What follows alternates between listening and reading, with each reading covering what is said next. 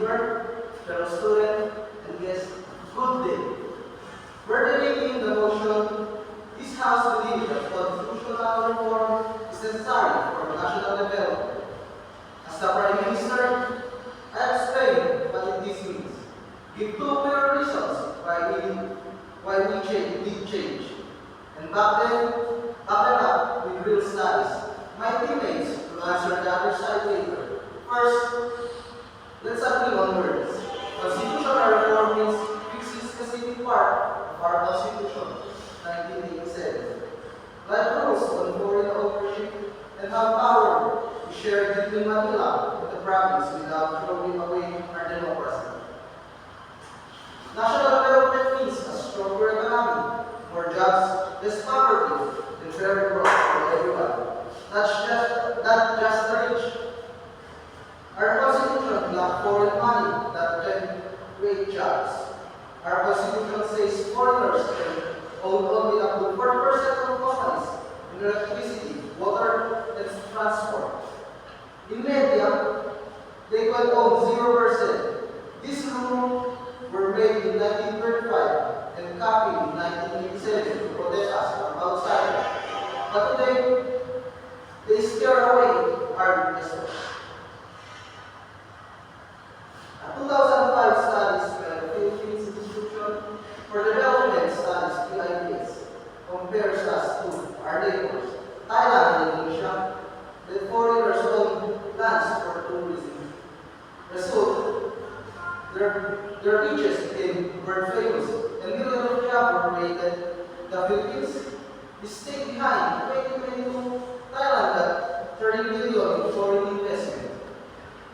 We got only 9 billion even though we speak English and have a nice island. The World Bank in 2023 said, if we relax just on the public served act, our factories could grow 3.2% faster because foreign companies bring new machines and skills. That means more phones, cars, and gadgets made here and more paycheck for Filipino workers. Reason 2. Too much power in Manila hurts the province. Right now, almost big decisions and taxes go through Manila.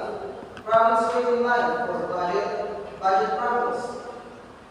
This make faraway place poor and slow. In 2018, for competitiveness yearbook, the Philippines ranked 50 out of 63 countries lower than Vietnam. Why? Because local leaders can decide fast. A group called Consultative Committee 2018 suggests federalism. Let the region take 50% of the taxes they collect. They can build their own road, school, and hospitals. Without begging Manila countries that tries life. Indonesia after 2001 grew faster in poor areas. Their poorest island, Kapau, now has better clinics than some of our province. Even India, a federal poverty from 45% in 1993 to 21% in 2011. Because states could spend money on what they need most. Rice farm, on state factories and others. Open economy for investors, for jobs. Share power with the region, faster local growth, less poverty. The 1987 Constitution was framed against dictatorship, but like using a 1987 cell phone in 2025, you can run modern apps. We don't need to write the whole thing. We just need smarter updates. Mr. Speaker, change is not scary, necessary. Let's fix the rules as every Filipino needs. Thank you.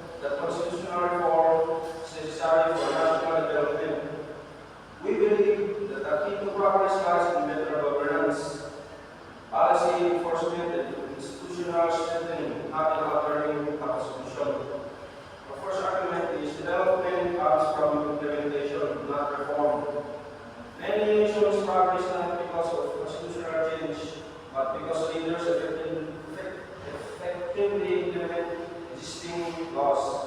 Example, the United Kingdom is highly developed despite not having a single written constitution. This proves that the governance matters more than the constitutional revision. In the Philippine setting, the 1997 Constitution already provides mechanisms for development and anti-corruption and governance reform. The problem is weak enforcement, not the Constitution itself. This is our first evidence, lack of public understanding. National survey revealed that around 75% of the Filipinos admit that they have little to almost no knowledge of the 1987 Constitution. This means the majority of our population is not equipped to fully evaluate or consent to drastic constitutional changes. Reforming without public understanding is misrepresentation and legitimacy. Our second argument, risk of political manipulation.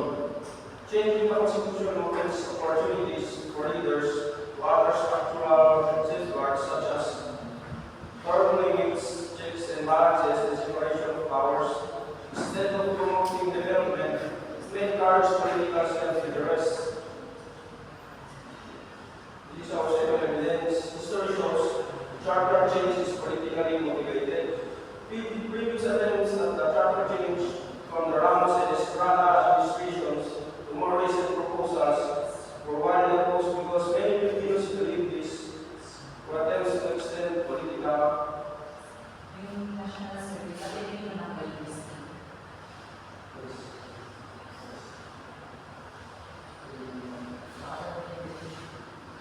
Many Filipinos believe these were attempts to extend political power than to promote development, which are our opinion, reform causes instability and diverse focus. Constitutional revision requires years of political debate, costly deficits and transition periods. During this time, urgent issues like poverty, education, and healthcare and infrastructures are neglected. Instead of changing the Constitution, we should focus on immediate governance, improvements, policy implementation, and fighting corruption. In conclusion, we reject the motion based on three main points. Is the Philippines doesn't need a new constitution. It means proper implementation of the existing one. Second is most Filipinos not understand of the constitution, making reform risky and undemocratic. And the third one is history shows charter change often serves political interest, not national development. Therefore, constitutional reform is not a prerequisite for development. Strong leadership, good governance, and enforcement of existing laws. For these reasons, we strongly oppose this motion. Thank you.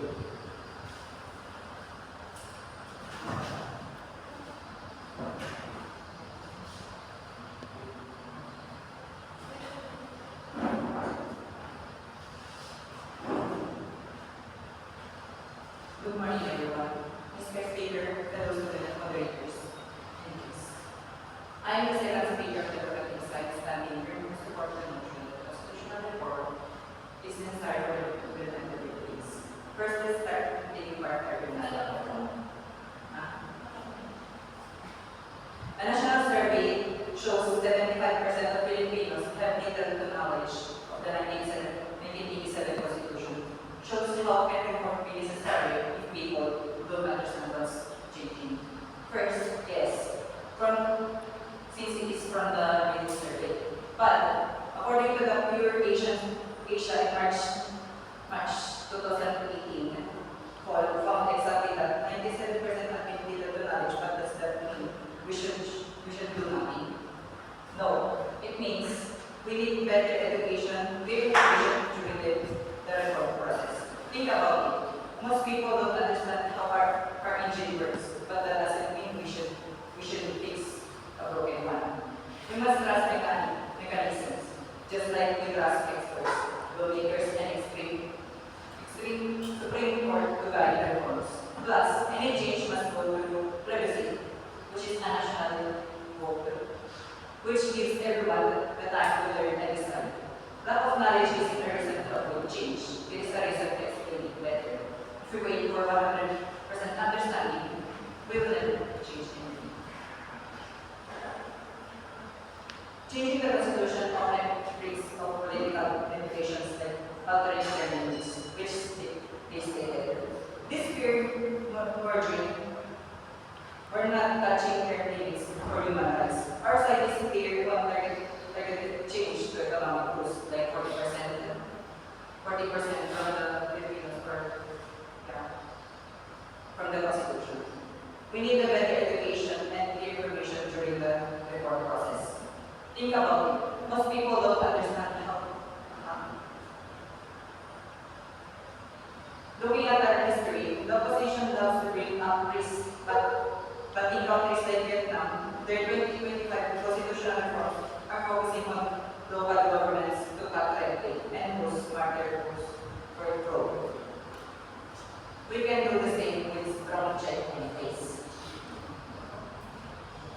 The previous attempts at charter change from Ramos Estrada to recent ones were Sir Speaker, so is there any assurance that reform will directly solve corruption? yes. Continue. Work of people's work is an empowerment. Thus, those attempts failed and for good reasons under Ramos 1957. The push came right before his term ended and people saw it as a sneaky way to stay in power. Estrada, which is Estrada in Philippines, tried something similar even after opposing Ramos' plan and it looked before it loses city. But that's exactly why proposal is different. We're focusing on economic and regional cases that directly creates job and reduce poverty, not their extension. Studies shows these targeted reforms can bring huge benefits. The Philippine Institute for Development Studies says that relaxing foreign ownership to decrease FDI, leading to a higher employment. The past failures were about bad motives. Ours is real progress and don't judge a good idea by hope. Because right. Reforms process in the Philippine labors focus on poverty and cause too much Philippines uncertainty and transitions, which is what stated by the first negative. But short-term costs, sure, but long-term gains are way bigger. Every big changes like building a new bridge takes time and money, but it pays off. A World Bank paper on constitutions and economic reform says good reforms promote stability and credibility leading to better growth in Philippines. The cost of deficit is about 7 to 10 billion, like big infrastructure projects, but the benefits, billion more foreigners invest every year.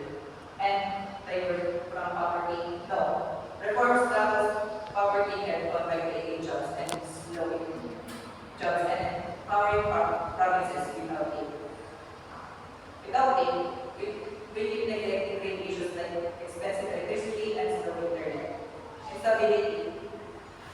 Countries like India and Indonesia reform their system and so poverty drop without chaos. We can do it too, with careful planning. Our third reason we're losing our people and reform next topic. On top of our first reason, better invest in fair power sharing. These are the third green is killing our future. Every year, over 2 million Filipino work abroad, including our listeners, engineering, and teachers. As 2024 SWS survey found 58% of young people 18 to 24 want to live forever if they get a chance. The higher ever. Why? Not enough good jobs here. The Asian Development Bank says restrictive constitution is a big reason why we don't have justice. Thus, while affirmative means poverty problems, all those block jobs keep provinces poor and drive youth away. We have solutions which is targeted reforms with safeguards.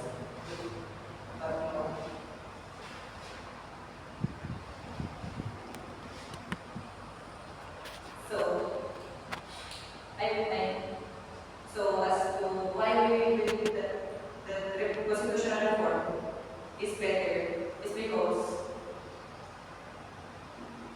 it helps us develop our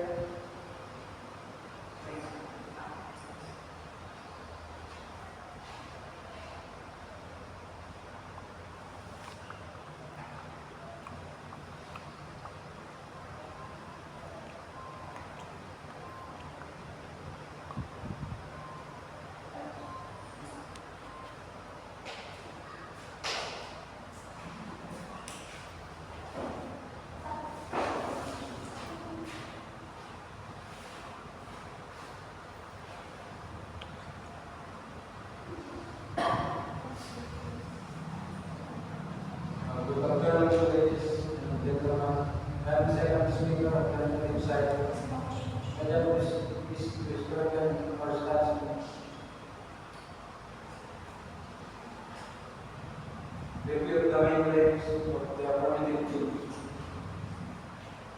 They say constitutional reform is necessary for development, but the Philippines has already proven that development can happen even without changing the constitution.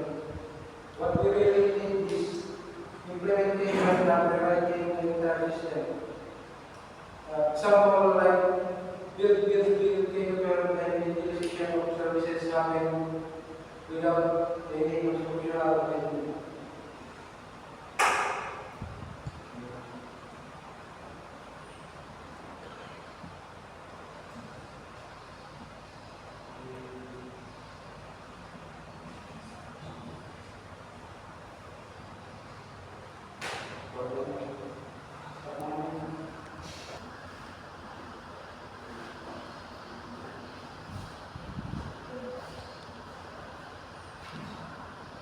Good afternoon, ladies and gentlemen.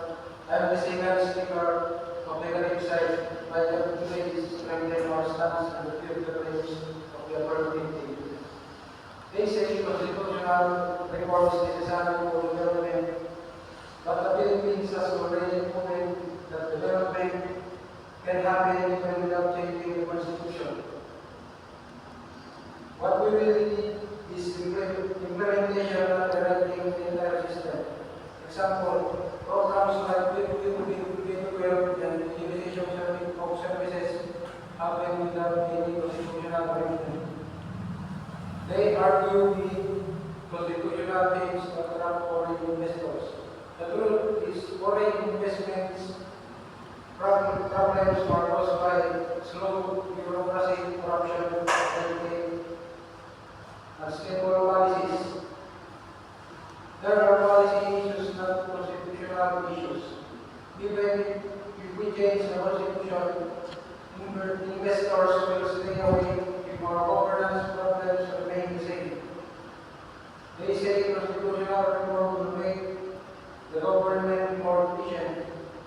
There is no guarantee. Countries with better parliamentary systems still face corruption, slow development, and political problems. Changing the structure is not a valid solution.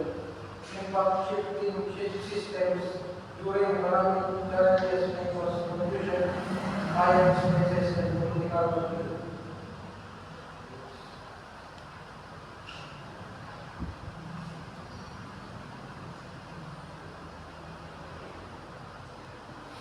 This is our negative side arguments. Constitutional reform is risky and expensive. Changing the constitution requires long consultations, services spending, nationwide information campaigns, adjustments in laws, and government agencies. This could cost billions, money that could instead be used for education, health services, agriculture, job creation. National development needs budget efficiency, not costly as structuring.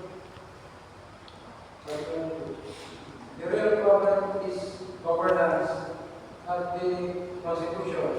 The Philippine Constitution already provides human rights, separation of powers, economic policies, and democratic protections.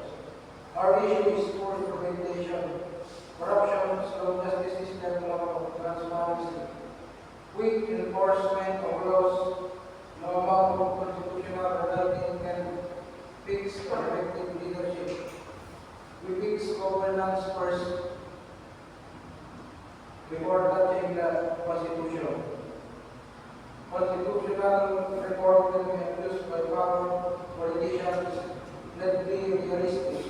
Many attempts at constitutional reform in the Philippines were directed to politicians wanting more power, such as extending term limits, expanding political control, removing check and balances instead of helping national development. This may lead to political dynasties, strengthening the accountability, stability, leadership. Protecting the democratic safeguard is more important than risky reforms.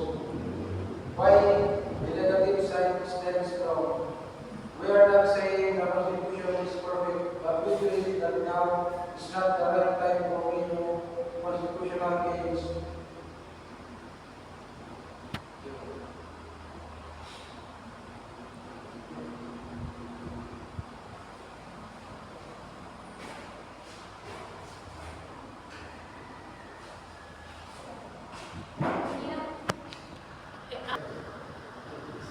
Thank you.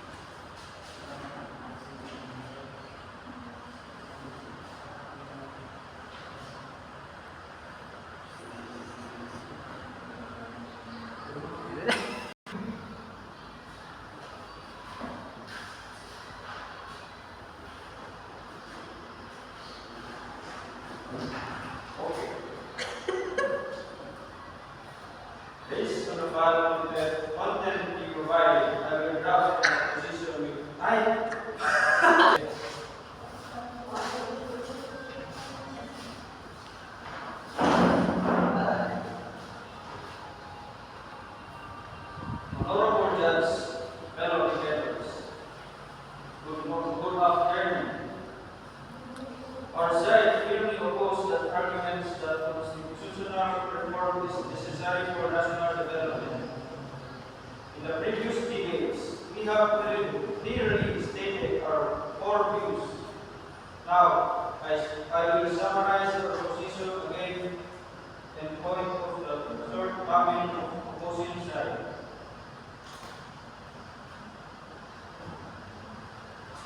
Developments stem from effective implementation, not constitutional reform. The development method of many countries does not depend on constitutional reform, but rather on effective implementation of existing laws and regulations by leaders. The United Kingdom is a typical example.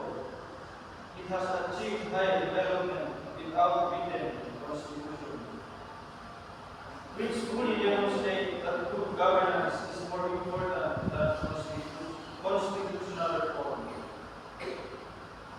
Constitutional reform carries the risk of political manipulation.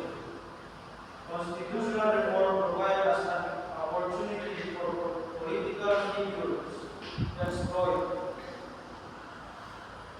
They may take the opportunity to amend the structural safeguards in the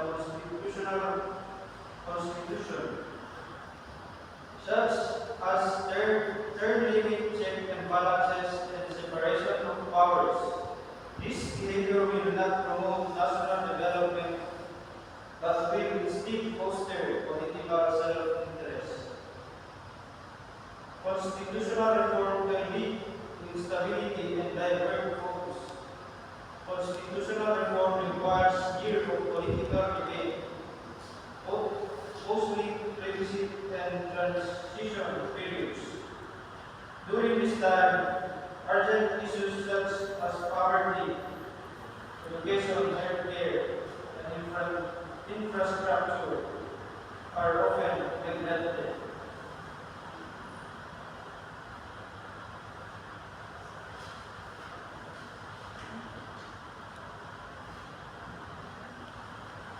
Failure to fully demonstrate the necessity of constitutional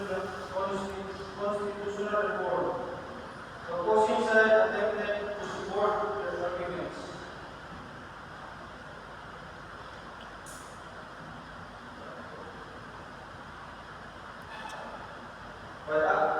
By seeking some research data, but they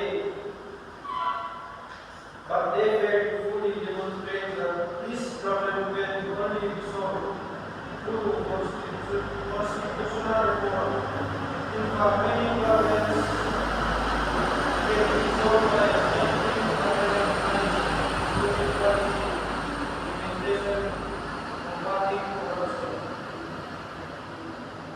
Ignoring the potential risks of constitutional reform, the opposing side seems to have turned a blind eye to the potential political risks of constitutional reform. They failed to fully consider that constitutional reform may be used by political figures to achieve their personal or group interests, thereby harming the interests of the country and the people.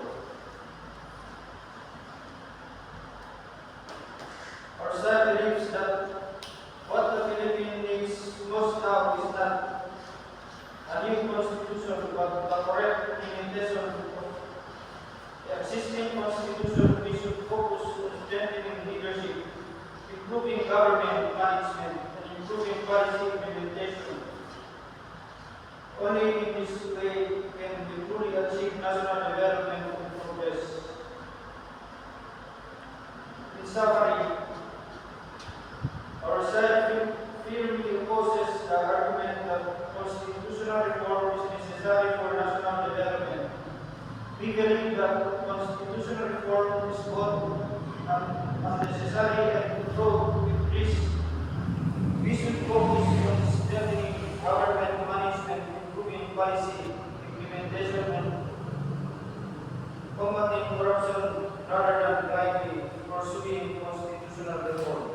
Thank you.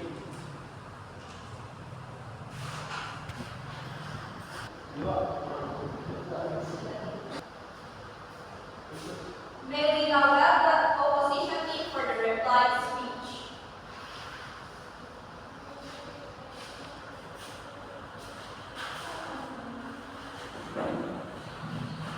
Our side is clearly oppose argument that constitutional reform is necessary for national development. In the previous debate, we have clearly stated our core views. Now I will summarize our position against and point out the shortcoming of the opposing side. Our core arguments. Development stem from effective implementation, not constitutional reform. The development of many countries does not depend on constitutional reform, but rather on the effective implementation of existing laws and regulations by leaders.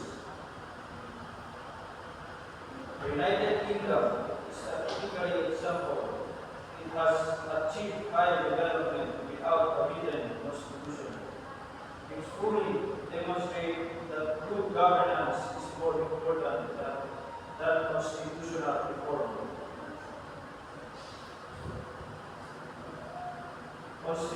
Constitutional reform carries the risk of political manipulation. Constitutional reform provides an opportunity for political figures to exploit. They may take the opportunity to amend the structural safeguards in the Constitution, such as term limits, check and balances, and separation of powers. This behavior will help promote national development, but will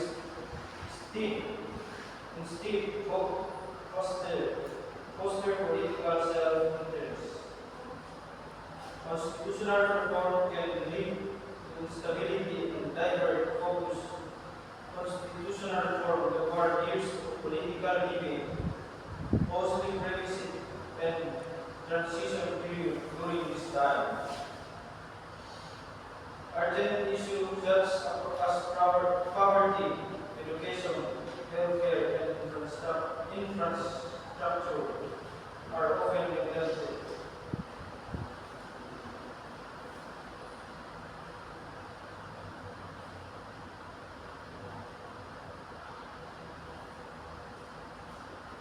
Sa bahay na iba.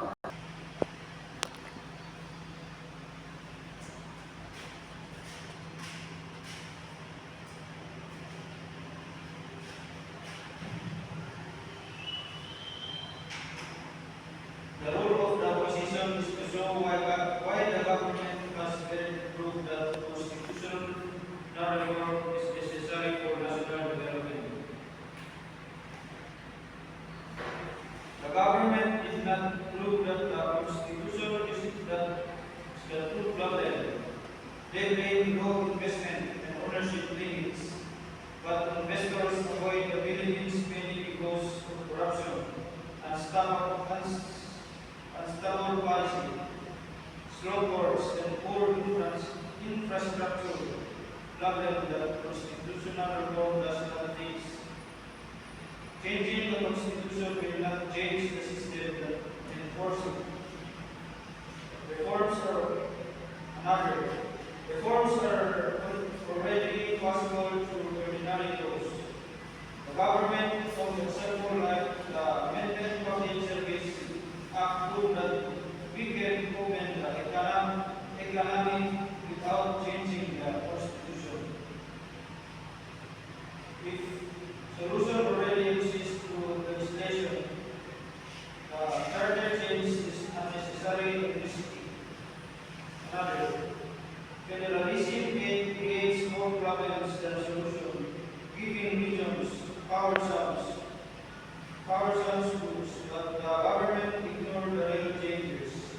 Poor struggle without this national support, more layer of government, with more spending and more bureaucracy, transition costs react billions money better spent, work on health, education, and job. Federalism helps regions, not the whole country.